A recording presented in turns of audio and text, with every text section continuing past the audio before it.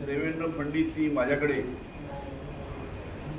मिरजचे सुमित कदम यांना माझ्याकडे 5-6दा पाठवलं. एकदा तो माझ्याकडे सील्ड एन्व्हलप घेऊन आला आणि मला सांगितलं की याचं तुम्ही ॲफिडेविट करून द्या. आणि त्या ॲफिडेविटमध्ये लिहिलं होतं की उद्धव ठाकरे, आदित्य ठाकरे, अजित पवार आणि अनेक नेत्यांवर मी खोटे आरोप करायचे आणि त्या खोट्या आरोपाचं मी प्रतिज्ञापत्र लिहून द्यायचं, ॲफिडेविट लिहून द्यायचं. तो आणणारा माणूस होता माझ्याकडे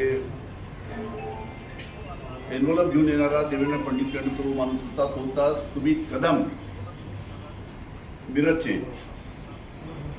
त्याचे आणि देवेंद्र फडणवीस यांचे अतिशय जवळचे संबंध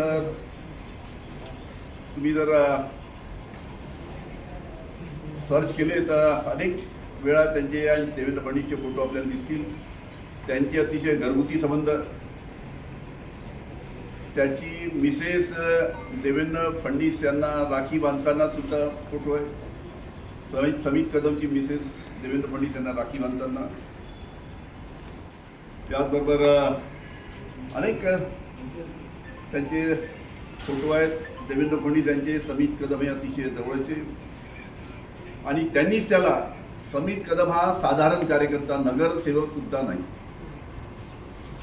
देवेंद्र फडणवीसनीच त्याला बाय सुरक्षा दिली.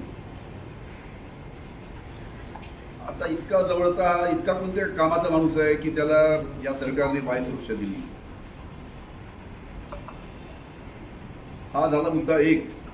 तुम्ही मिरज, सांगली त्या भागात जर चौकशी केली तर कोणी तुम्हाला सांगेल की समित कदम आणि देवेंद्र फडणवीसचे काय संबंध आहे. विषय राहिला दुसरा की ज्या पद्धतीनं हा दबाव माझ्यावर टाकण्यात आला, उद्धव ठाकरे यांना खोट्या आरोपामध्ये फसवायचं मी समजू शकतो की राजकीय विरोधक आहे.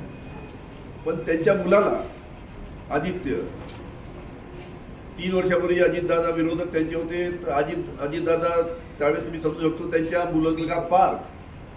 म्हणजे कशा पद्धतीनं राजकीय नेत्यांच्या मुलाला सुद्धा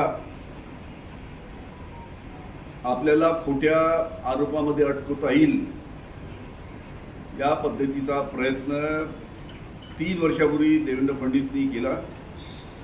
आणि मी वारंवार सांगते, पण मी जर 3 वर्षापूर्वी जर त्यांनी पाठवलेल्या मुद्द्यांवर जर ॲफिडेविट करून दिलं असतं तर आज उद्धवजी ठाकरे अतिशय अडचणीत असते.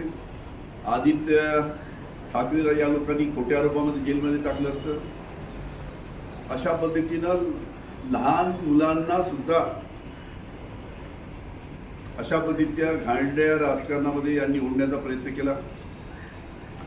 एक तो जेल में जाओ या बीजेपी में आओ, हेच यांचं धोरण होतं.